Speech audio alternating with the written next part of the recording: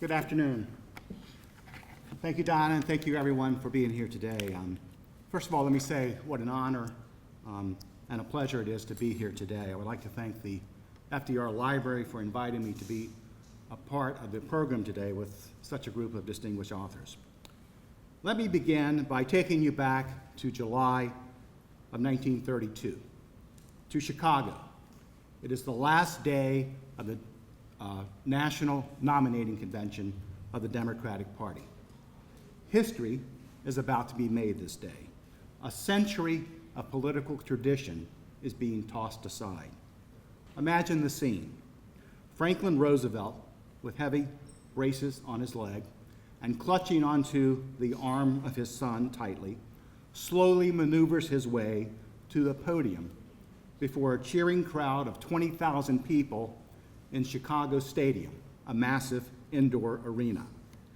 For the first time in American history, a nominee for President of the United States is going to address in person and accept his nomination to the convention that nominated him. The appearance before a national convention of its nominee for president, Roosevelt begins, to be formally notified of his selection is unprecedented and unusual. But these are unprecedented and unusual times. I have started out on the tasks that lie ahead by breaking the absurd tradition that the candidate should remain in professed ignorance of what has happened until he is formally notified. Let it also be symbolic that in doing so, I broke traditions. Let it from now on be the task of our party to break foolish traditions. We will break foolish traditions and leave it to the Republican leadership, far more skilled at that art, to break promises.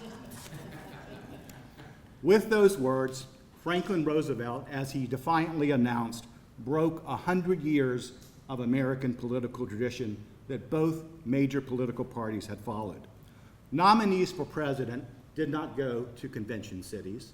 They did not speak before conventions in the convention hall. That was the political battlefield. The candidates didn't go there. They stayed above the fray. The procedure that had been followed, going back to the 1830s when conventions began, was for the convention to appoint a nominating notifying committee of distinguished party members who, a few weeks after the convention, would travel to the nominee's hometown, knock on his front door, and say, "Congratulations, you have been nominated for president." The candidate would then stand on his front porch and read from prepared remarks, usually very lengthy, very detailed, and very dull, accepting his nomination and outlining his policy positions. It was all very dignified and had some light applause at the end. But it was, as Franklin Roosevelt said in 1932, an absurd and foolish tradition, and in that year, he established a new tradition of the in-person acceptance speech by the nominee for president at the convention. And of course, if you watch conventions today, that is the highlight of our modern conventions. FDR's acceptance speech at that 1932 convention is but one of the many interesting stories from my book, Roosevelt to Roosevelt, which covers all of the nominating conventions of both parties during the first half of the 20th century. That was an era when conventions mattered, when they were deliberative bodies that made important decisions, when the nominees for president and vice president often were not known before the conventions began, and where there were often surprising outcomes. The conventions in those years saw Theodore Roosevelt's rise in 1904, where his first nomination for president for a full term. It also saw in 1912 Theodore Roosevelt's fall when he failed in his challenge to his hand-picked successor in the White House, William Howard Taft, whom he was taking on for the Republican nomination. Those years saw Woodrow Wilson's nomination in 1912 at the Democratic Convention after a long battle that lasted for more than 40 ballots. Those years also saw Warren Harding nominated by the Republicans in 1920, a nomination that came after a very infamous meeting of party leaders that has become legendarily known as the smoke-filled room meeting. Those years also saw the 1924 Democratic Convention, which was the longest political convention in American history. It went on in Madison Square Garden in New York City for more than 2 weeks and 103 ballots before a dark horse nominee, John W. Davis, was nominated. But the most dominant political story over the 4 decades covered by my book was that of the man from here in Hyde Park, Franklin Roosevelt. What I would like to do today is to share with you just a handful of the many stories of FDR's appearances at and his influence over the Democratic conventions of his era. His longevity and dominance over his party's conventions exceeded that of any prior political figure, and I think it is safe to say will not be matched or exceeded by anyone else in the future. That 1932 convention, where FDR gave his first in-person acceptance speech, was not, as we all know, his last Democratic convention, nor was it his first. By 1932, he had been making headlines at conventions for 2 decades. In 1912, the Democratic Convention was held in Baltimore. Franklin was then a young state senator from here in the Dutchess County District. In that era, New York politics was controlled by Tammany Hall, a notorious political organization known for its graft and corruption. As a state senator in the legislature, Franklin had opposed Tammany Hall. And so that year in 1912, the Tammany boss decided to punish him and did not include him as a delegate to the convention, which was held in Baltimore. Woodrow Wilson was the candidate that Franklin supported that year. The Tammany organization was not supporting any single candidate, but they were adamantly opposed to Wilson. Undeterred by not being named a delegate to the convention, Roosevelt went to the convention anyway. He organized here in New York a Woodrow Wilson Club of about 150 members, and they all went to Baltimore. And there he was a constant presence at the convention, in the hotel lobbies, on the streets, promoting Wilson and making acquaintances. His group obtained seats in the galleries at the convention every day, and they led cheers for Wilson, who, as I mentioned earlier, after a long battle, won the Democratic nomination. That 1912 convention was the first exposure of Franklin Roosevelt to national Democratic politics. And he was rewarded by Wilson with the job of Assistant Secretary of the Navy, which, as you probably know, was the same job that his distant cousin, Theodore, had once held. So Wilson's in office for 2 terms. 8 years later, in 1920, he's leaving office. The Democratic Convention that year is being held in San Francisco, and this time Roosevelt was a delegate. But there was still friction between him and the Tammany faction that continued to control the New York Democratic Party, and which was still opposed to Wilson. On the convention's opening day, a portrait of Wilson is unveiled above the podium, and there leads to this massive demonstration in support of the retiring president. So if you've ever seen conventions, you see these parades in the aisles. So, hundreds of delegates stream into the aisles, cheering and supporting Wilson as a show of respect for him. And if you've ever watched the conventions, you know that each state's spot on the convention floor is marked by a sign with the name of the state, which is mounted on a pole. And often these poles are pulled up and carried so everyone knows which state is supporting whatever the demonstration is at the time. So this Wilson demonstration is going on, but noticeably absent from it is anyone from the New York delegation or the New York sign. And one of these Tammany guys is sitting, holding the sign with both hands very tightly. And he is making clear that this New York sign is not going to be a part of a pro-Woodrow Wilson demonstration. So Franklin, 38 years old and probably half the size of this guy, walks over and after a brief struggle, takes the sign from the Tammany guy's hands. A few New York delegates follow Roosevelt, and Roosevelt raises the sign and marches down the aisles, followed by them, to participate in the Wilson demonstration. The demonstration goes on for about half an hour. And all this whole time, the rest of the New York delegation, which is like 90 members, are all sitting silently on their seats because they oppose Wilson. So the next day, newspapers across the country praised the aristocratic and handsome young Roosevelt, who had engaged in a fistfight with a Tammany brute in order to participate in the demonstration honoring Woodrow Wilson. FDR went on at that convention to be the surprise nominee of the Democratic Party for vice president. He was paired with James Cox, who was the governor of Ohio. Now, they lost the general election in 1920 by a rather large margin to the Republican ticket of Warren Harding and Calvin Coolidge. But that campaign in 1920 made Franklin Roosevelt a national political figure, and he soon began plotting his pathway to the top of the Democratic ticket. That 1920 convention was also the first of 3 consecutive Democratic conventions where he gave nominating speeches for a fellow New Yorker, Governor Al Smith. In 1920, Roosevelt actually came to that convention supporting someone else, but he ended up giving a brief nominating speech for Smith. 4 years later, in 1924, it was Roosevelt's reemergence on the national political scene after the onset of polio in 1921. And once again in 1924, he gave a nominating speech for Smith. And he gave the main nominating speech for Smith that year. Toward the end of his remarks, he uttered 2 words for which the speech is most remembered.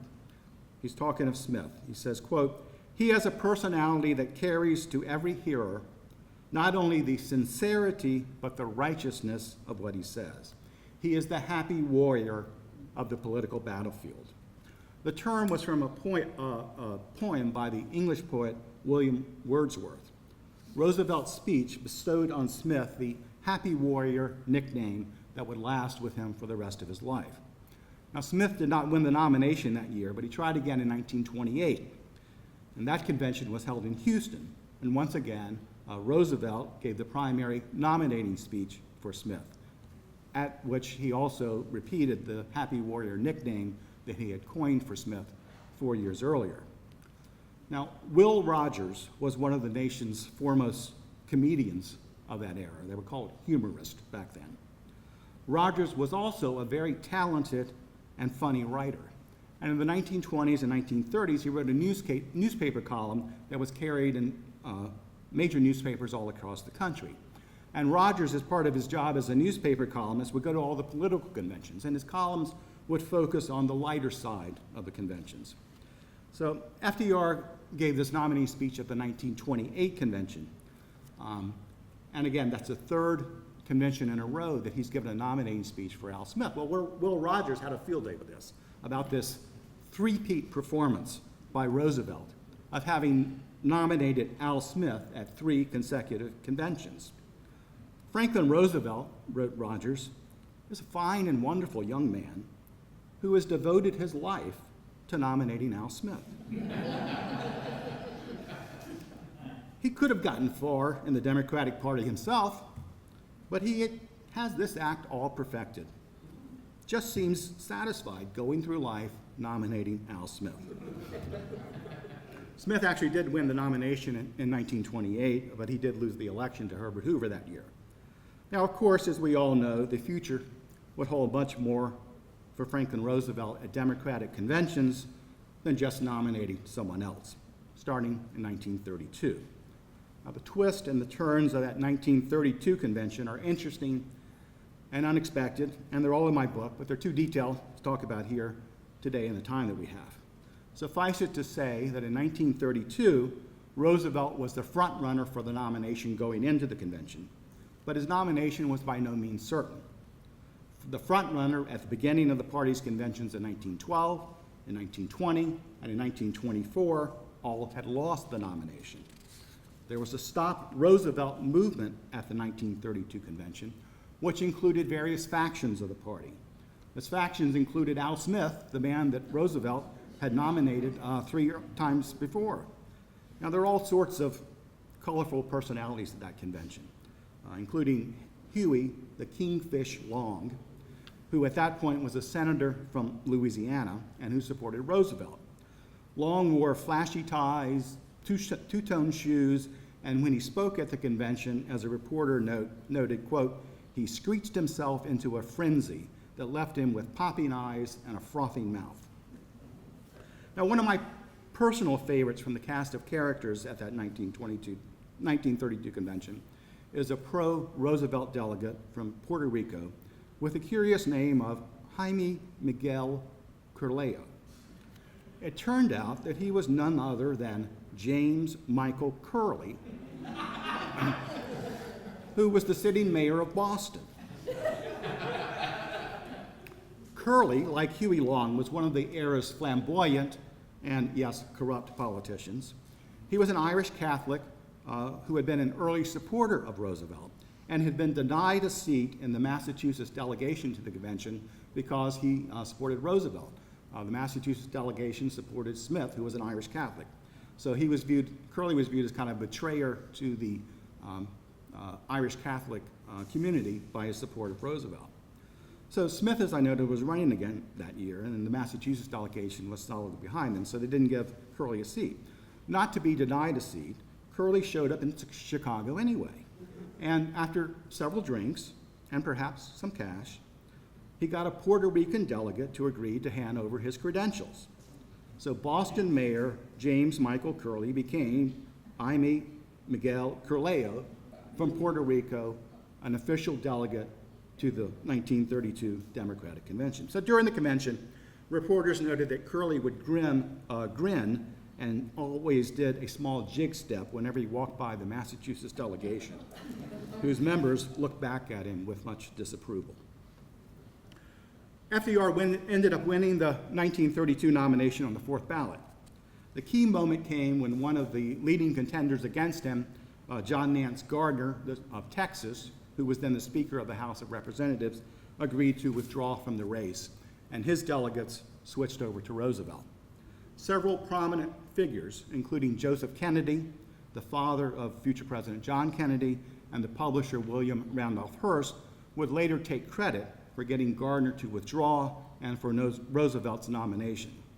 Gardner ended up being put on the ticket as vice president, and he served in the first two Roosevelt terms in that office. I began my remarks with Roosevelt's speech to that 1932 convention accepting his nomination, which was a break with tradition. A bit more about that. The decision to do that had been made by FDR and his team weeks before the convention and was kept a closely guarded secret. The problem, though, was how to get him there. As New York's governor, he was in Albany during the convention, and the convention was being held halfway across the country in Chicago. So it was thought correctly that the nomination would take place on a Friday. Travel by train was ruled out as too slow, as that would likely require the convention to be carried over until Monday, since conventions in those days did not meet on Sundays. Making delegates incur an extra day of hotel expenses to wait for a speech was probably not a good way for a nominee to kick off his campaign. So it was decided that FDR would fly to the convention. Arrangements were made with American Airways to charter a 15-seat airplane, which was brought to Albany and which was hidden away and locked in a hangar. The plan to fly him there had an added benefit. In the early 1930s, travel by air was still relatively new and was rightfully considered risky and dangerous. The full extent of FDR's physical limitations due to his polio was not publicly known at that time, but it was known that he had polio, and there were whispers about his health, whether he had the stamina to be president of the United States. And these were issues that had been raised by his political opponents. There was no better way, FDR's team decided, to address those concerns than to have him take a daring flight halfway across the country to address the convention in person. The plane left Albany Airport at 8:30 a.m. and headed westward on the 800-mile trip to Chicago. The flight took place on a Saturday, and it captured the nation's attention, with millions listening by radio on its progress. There were two refueling stops along the way, one in Buffalo and then in Cleveland, and huge crowds had gathered at both of those airports. Headwinds and bad weather made the flight slower than expected and turbulent at times. Some of the passengers developed air sickness. It was a small plane, and no, they did not have those little air sickness bags that we have today. So I'll leave that to your imagination. Finally, 9 hours after leaving Albany, the plane touches down in Chicago at 4:30 in the afternoon local time, where 10,000 people were waiting at the airport and who cheered as it arrived. Beyond the excitement of how Roosevelt got there and the breaking of tradition by giving the speech in person, the speech itself was a triumph. The crowd hung on every word. The New York Times reported that Roosevelt was in splendid form and that he has rarely spoken with such vigor. In his closing paragraphs, he spoke two words that would become synonymous with his administration. I pledge myself to a new deal for the American people. Let us all here assembled constitute ourselves as prophets of a new order of competence and of courage. This is more than a political campaign. It is a call to arms. Give me your help, not to win votes alone, but to win this crusade to restore America to its people. The inclusion of the words New Deal at the end of the speech had not been intended to be a campaign slogan.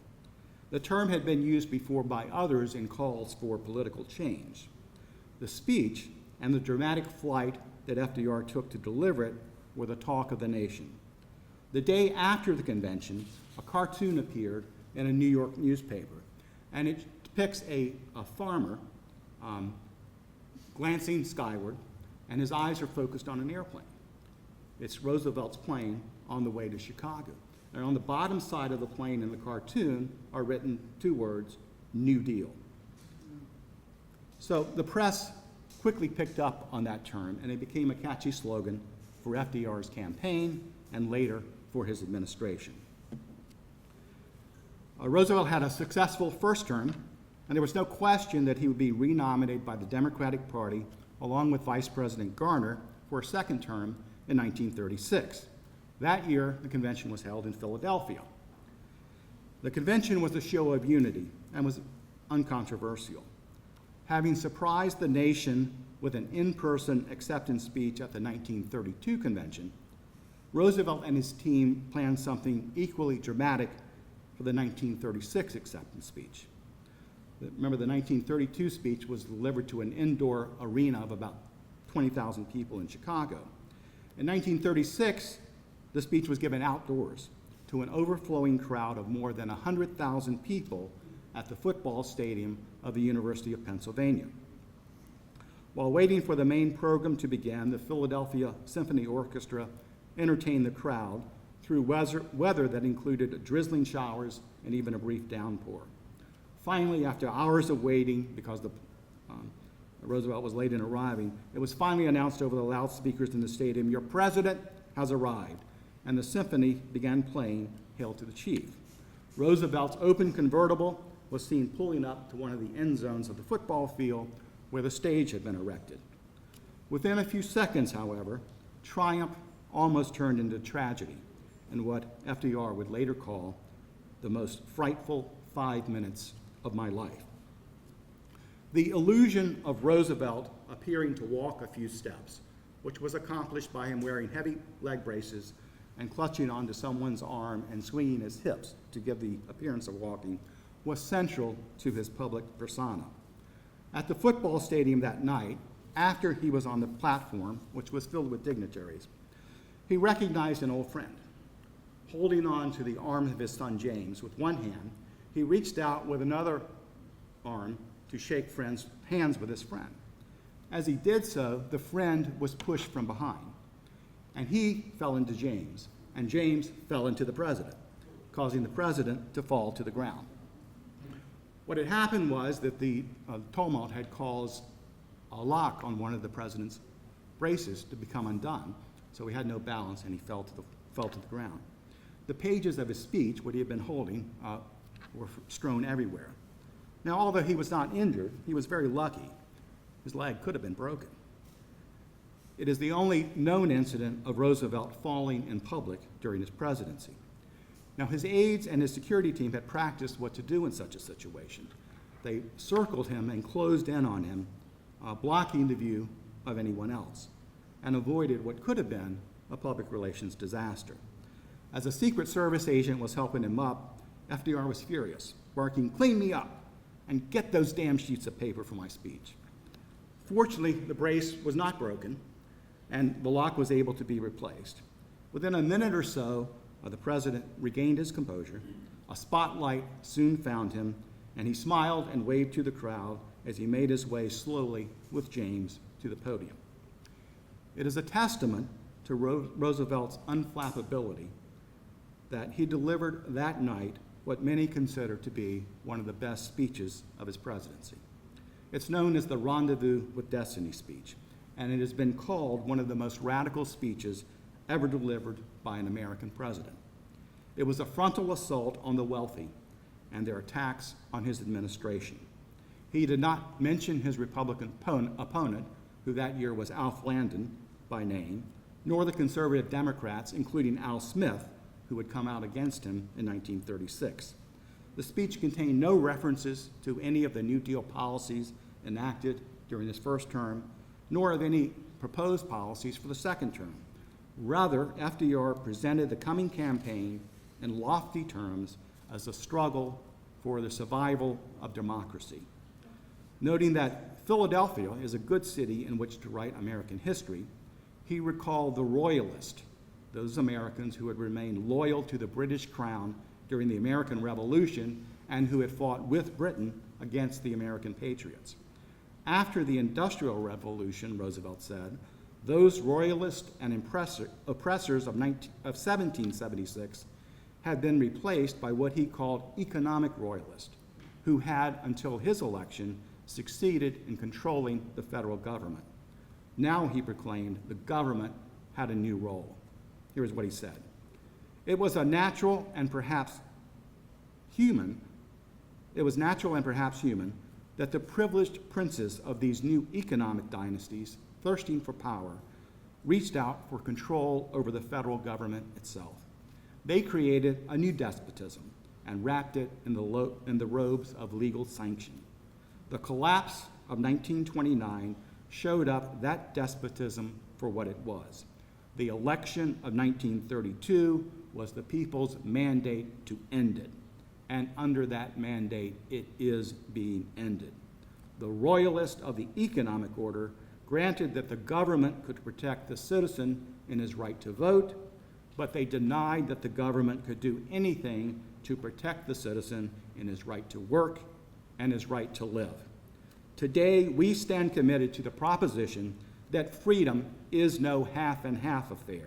If the average citizen is guaranteed equal opportunity in the polling place, he must have equal opportunity in the marketplace. Roosevelt noted the stifling of democracy and the rise of dictatorships in other countries, where people, he said, had grown too weary to carry on the fight. By 1936, Hitler and Mussolini were already in power in Germany and Italy. The challenge to Americans in 1936, the opportunity to Americans, he declared, was to resist and to rise to the occasion. There is a mysterious cycle in human events, he noted. To some generations, much is given. Of other generations, much is expected. This generation of Americans has a rendezvous with destiny. Here in America, we are waging a great and successful war. It is not alone a war against want and destitution and economic demoralization. It is more than that. It is a war for the survival of democracy.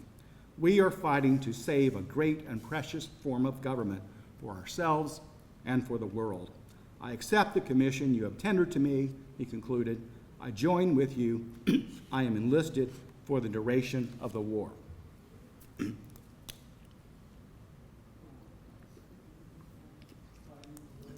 Audio and video of the speech still exists and confirm that it was indeed a masterful performance by Roosevelt. The Washington Post called it a scathing denunciation of the nation's elite, and it set the theme for the coming campaign. FDR went on to win a landslide victory over Alf Landon in 1936, winning 46 states compared to only 2 for Landon. Let's move on to 1940. One issue that has been removed from our politics today is the issue of whether a president should serve a third term. The 22nd Amendment to the Constitution, which was passed in 1951, prohibits a president from serving more than 2 terms. So it's a fact of life for us. But in Franklin Roosevelt's era, it was a big issue. Ever since George Washington had stepped down voluntarily after 2 terms, a move that was followed by Thomas Jefferson, Andrew Jackson, and other popular presidents, there was a taboo in American politics against anyone seeking a 3rd term, even though it was not legally forbidden at that time.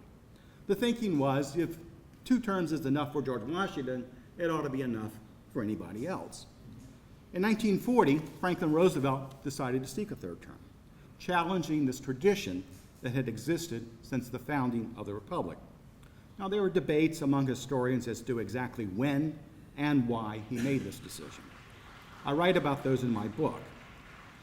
Given the long tradition against 3rd terms, FDR came up with an interesting strategy for 1940. He wanted a 3rd term, but he didn't want to be viewed by the people as seeking one. So he never announced his candidacy in 1940, nor did he have any formal campaign organization. He wanted an image to the public of the Democratic Party spontaneously and unanimously drafting him to run again, and of him saying, "I really don't want to, but if you insist, I'll accept." Now, the background of all this is the war in Europe.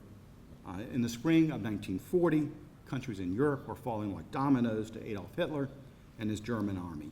The pitch of FDR supporters was, it's a dangerous world. The times require that we have a steady and experienced leader at the helm, and that this overcame any need to adhere to this no 3rd term tradition. A lot of prominent Democrats did not buy it. The Vice President, John Nance Garner, opposed a 3rd term for FDR. So did Jim Farley, who was the chairman of the Democratic National Committee and was the man who had been the manager of Roosevelt's first 2 presidential campaigns. Both Garner and Farley decided to be candidates of their own in 1940 for the Democratic nomination, running against Roosevelt. There are a lot of twists and turns at that convention, but what happens is there's a lot of uneasiness because the delegates don't really know what's going on. And Roosevelt has people in Chicago, some of his cabinet secretaries, and they call him and say, "You really ought to come out here and get people under control. This thing could really go badly." And he says, "I can't come out there. I've said I'm not a candidate. How can I come out there and say vote for me?" And it was worsened by the fact that he needed a new running mate. And he decided to nominate as his running mate Henry Wallace, who was in his cabinet as Secretary of Agriculture. And that was a very unpopular choice amongst the party. So this conversation goes on between FDR and his advisors in Chicago, and he says, "I'm not coming." He said, "But I have an idea. I'll send Eleanor. We'll let her go out and dress the convention." So they talk about that. They decide that's a great idea. And in one of the manifestations of the, shall we say, strange Roosevelt marriage, Franklin does not ask Eleanor to go to Chicago. And they're both in the White House at the time. He has Francis Perkins, one of his cabinet secretaries who's in Chicago, call Eleanor on the telephone and say, "Come out here." She hesitates at first, but then she agrees. By the time she arrives, FDR has been renominated. But there's still a lot of grumbling at the convention. There's this big battle going on for vice president. It looks like Wallace may not win, despite FDR wanting it. Now, never before had a first lady given a speech to a nominating convention. It was but one of the many firsts that Eleanor had during her career as a presidential spouse. Her remarks, which were brief and were mostly extemporaneous, are very famous. It's known to history as the No Ordinary Time speech, and in it, she succinctly stated the argument for a 3rd term. "In a dangerous world," she argued, "America needs an experienced and steady hand at the helm. Without specifically so stating, she recognized that by nominating her husband for a third term, the convention had broken with tradition, and in her opinion, justifiably so. You cannot treat it, she said, as an ordinary nomination in an ordinary time. We people in the United States have got to realize today that we now face a grave, a serious situation. Her husband, she said, due to the dire world situation, cannot make a campaign in the usual sense of the word. He must be on the job. She urged the delegates to support him and to rise above considerations that are narrow and partisan. We cannot tell from day to day what will come. This is no ordinary time. No time for weighing anything except what we can do best for the country as a whole.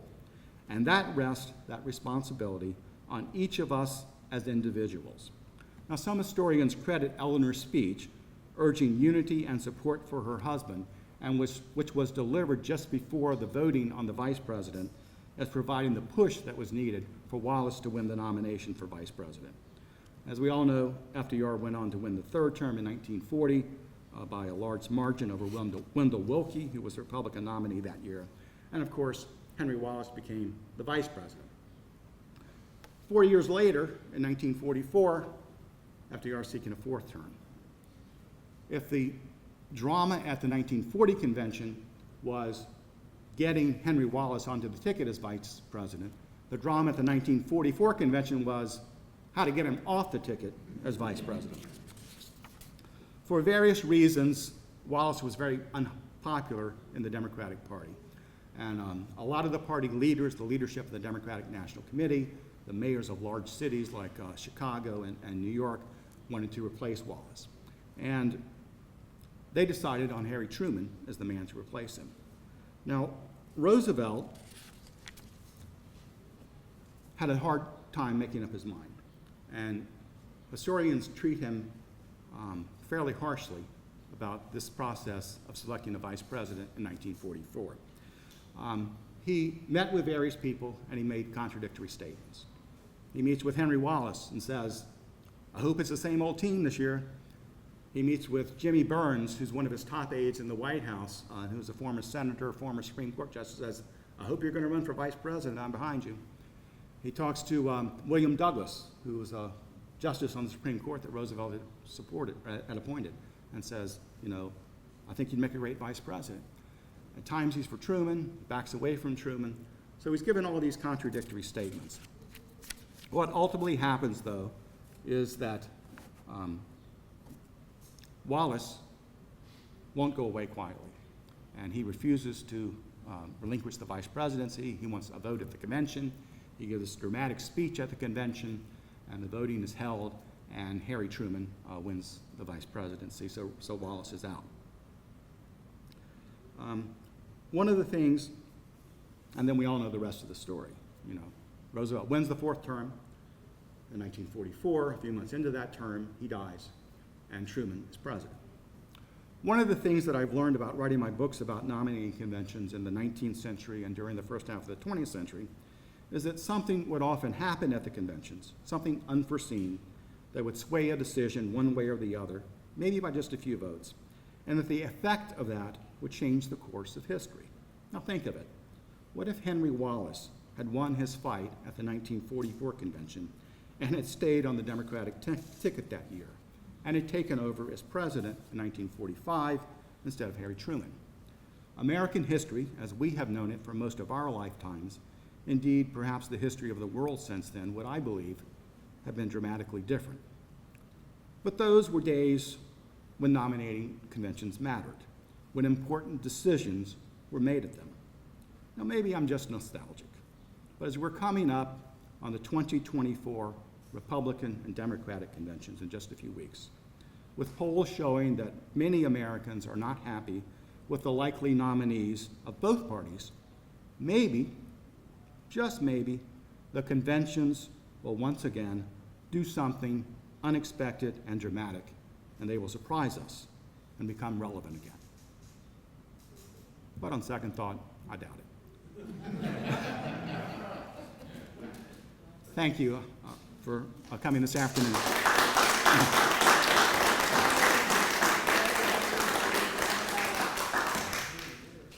we have time for a few questions, maybe about 5 to 7 minutes. Yes. Yes, sir. I just want to offer a footnote on the whole Wallace Truman business. I suggest to everyone that you go online and search for the famous photo of Harry Truman being sworn in the presence of the whole cabinet. He had now appointed Wallace Secretary of Commerce. And as he is taking the oath, Wallace is looking across the room at Truman. And if looks could kill, Harry Truman is smoking William Henry Harrison's record. It's an amazing photograph. And I think he ended up running against him as a third party in 48, yeah. Yes, ma'am. I thought that when FDR was nominated for vice president in 1920, there was an event here in front of the house where he stood with his family. And I guess that was after the San Francisco convention where he was officially nominated. Do you know anything about this and what the purpose would have been? So that's when he was nominated for vice president, Right. 1920. So that was, so the question was about his appearance here at Hyde Park where he was notified of a nomination. That was his nomination for vice president in 1920, and that was before he broke the tradition in 1932 of the in-person acceptance speech. So in addition to going and notifying the presidential nominee, the convention would appoint a committee to go notify the vice presidential nominee. So that there would have been distinguished members of the Democratic Party from that 1920 convention that would have traveled here to Hyde Park and knocked on the door of Springwood and say, Mr. What was he? State Senator then, you've been nominated for vice president, and he would come out on the porch and give his little speech accepting. Yes, sir. How prominent over the period of this book, in terms of the conventions, were primaries? I recall vaguely that Henry Roosevelt in 1812 tried to take back the nomination from the chosen successor Taft by running a bunch of primaries. Did primaries count to any extent during this period of time in terms of election? To some extent, the first primaries appeared, I think, in the 1908 election year, and then, as you mentioned, 1912, when, so the question was appointments of primaries and when did they begin to become influential. In 1912, I think there were like a dozen, maybe 13 primaries, and Roosevelt basically won almost all of them against Taft. Why didn't he take the convention? Well, because there were 46, 48 states at that time, and only 13 had primaries. So the rest of them were controlled by the party bosses or the party leadership, and they were all for Taft. And frankly, it was the same system that Roosevelt had used when he was president to make Taft the nominee in 1908. So, you know, Roosevelt goes in the convention and says, I'm the popular choice of the people, but he was short on delegates, and that's why he lost. And then the conventions, the primaries gradually gain importance from 1912 up through the 30s. So how were the delegates chosen back then? They weren't chosen by the people in the primaries. Who chose the delegates? Each party held a convention at the congressional district level, and they would nominate a delegate there, and then they would have, so it was basically ran like the Electoral College. Each state got its number of Electoral College votes and delegates. Then they increased it to 2 times the Electoral College. And most of them were selected at the congressional district level. And then they would have a statewide convention, and they would select 4 statewide delegates to go to the convention. And that system was basically in effect in the 1830s up till the early 20th century. Are we done? One more really short question, but then you're going to go down and buy the Supreme Court. We don't want to miss out on that. So. Anybody else? Yes, ma'am. When Roosevelt fell in his during that convention, and his speech went all over the place, did his speech, they sounded so wonderful, did they collect these papers and Yes. were able to, was that extemporary? No, they collected the papers, got them back, and that was the job of his son, James, to get everything back in order. And it was read as it was intended to, but, you know, again, that was something that, you know, they could have lost a page or two, that would have been interesting. No teleprompter. That's right, that's right. Thank you. All right, thank you all.